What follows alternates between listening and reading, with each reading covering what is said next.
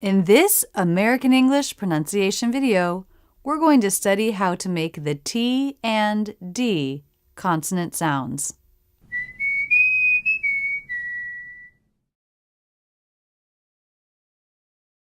These two sounds are paired together because they take the same mouth position. T is unvoiced, meaning only air passes through the mouth, and D is voiced, meaning D. You make a sound with the vocal cords.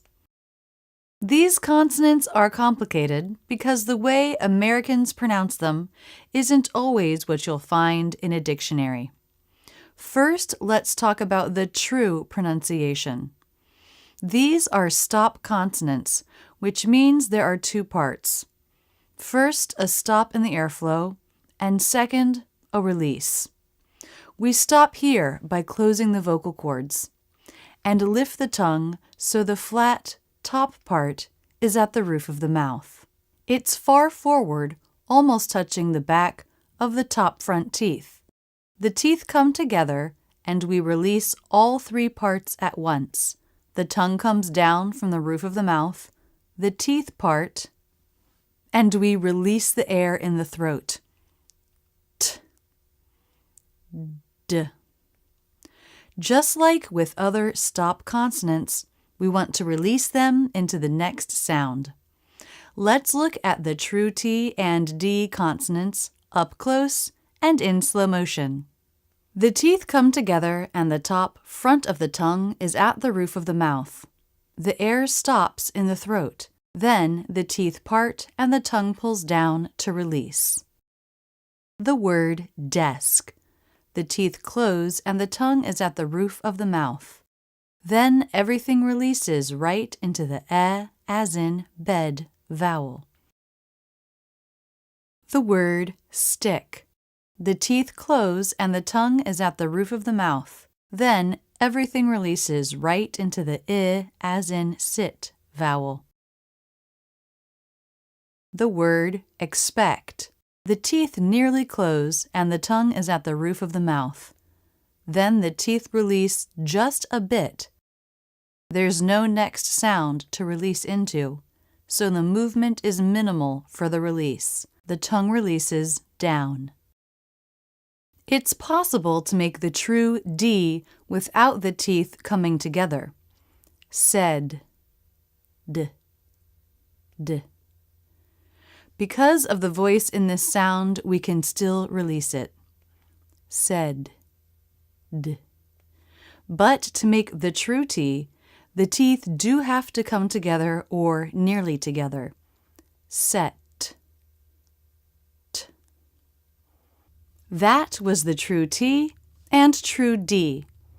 If the T or D are at the end of a sentence, or if the next word begins with a consonant, then we make a stop T or stop D. We stop the air, but we don't release it. You lift your tongue into position, stop the air, and that's it. For example, the word mad. Mad. Notice the last sound is the beginning of the D, with the vocal cords engaged because it's a voiced consonant. And that's all. I don't release. A release would sound like this, mad, D. But instead, I say mad, leaving my tongue tip up. Now let's look at an example with a T followed by another consonant, the phrase, not for me. Here the T is followed by F. I stop the air, not, and then without releasing go into the F sound. Not for me. With stop consonants, we do stop the air in the throat, so I don't have to move my tongue up into position for the T to stop the sound.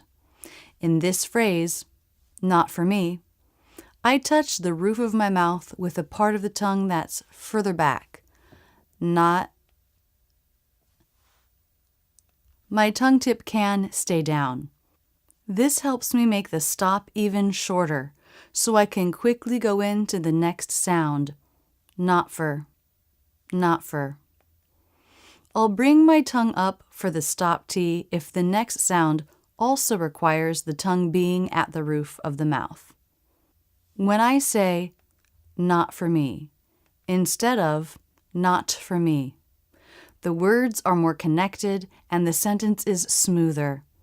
That's what we want in American English, and that's why we use the stop T instead of the true T in these cases.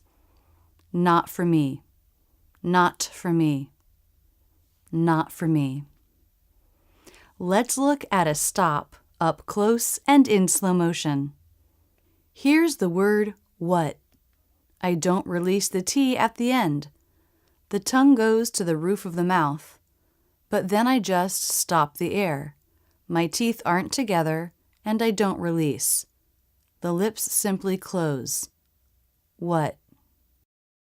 Here's what it looks like with a true T.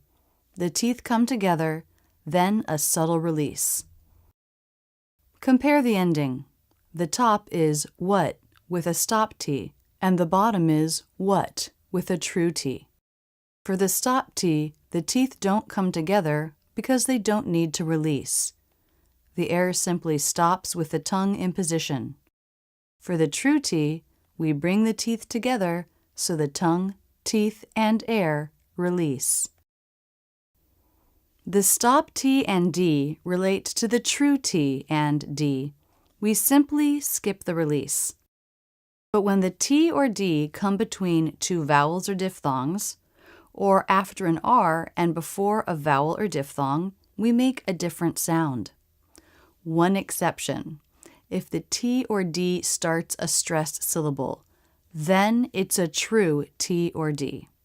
But in other cases, when the T or D consonants come between two vowels or diphthongs, or after an R and before a vowel or diphthong, we make a flap sound.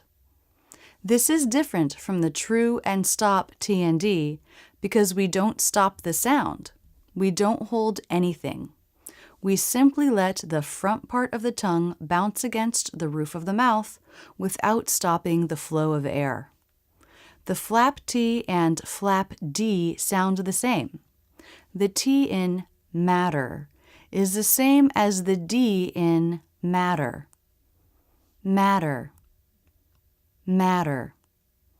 This sounds just like the R in many languages, but in American English, it's the flap T or flap D. In my videos, I use the D symbol for this sound. This sound, however, isn't a stop consonant anymore. Let's look at some words with a flap up close and in slow motion. The word city. Here the T comes between two vowel sounds, so it's a flap. The tongue is in position for the I vowel. Watch how it flaps against the roof of the mouth quickly. The air doesn't stop. That flap was fast, even in slow motion. Let's watch again. The whole word one more time. The word party. Here the T comes after an R and before a vowel, so it's a flap. The tongue is back and up for the R. Watch it flap and come down from the flap.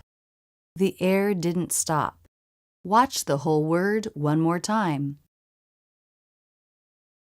The word tidy. Here the D comes after a diphthong and before a vowel, so it's a flap D.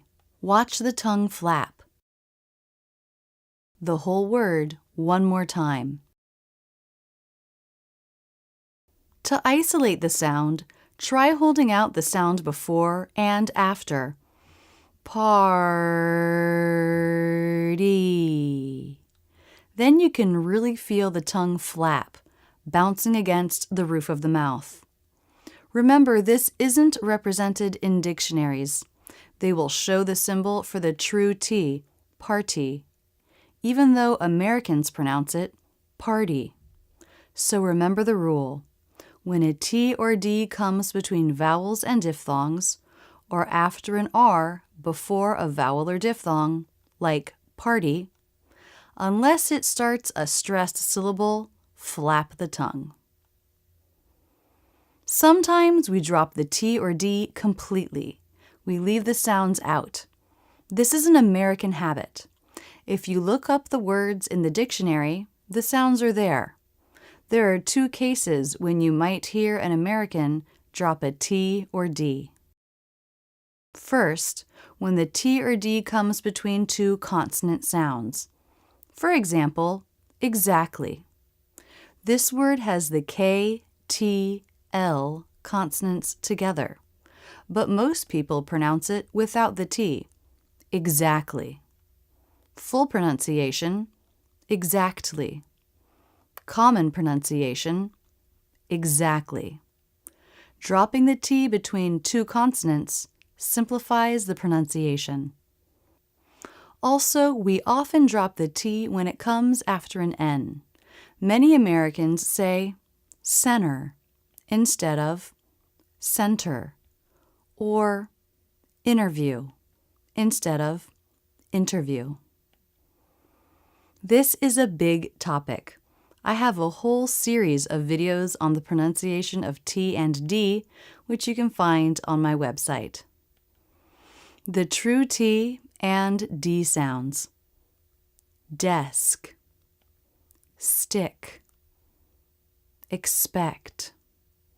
Stop T and D. Mad, not, what. The flap T and D.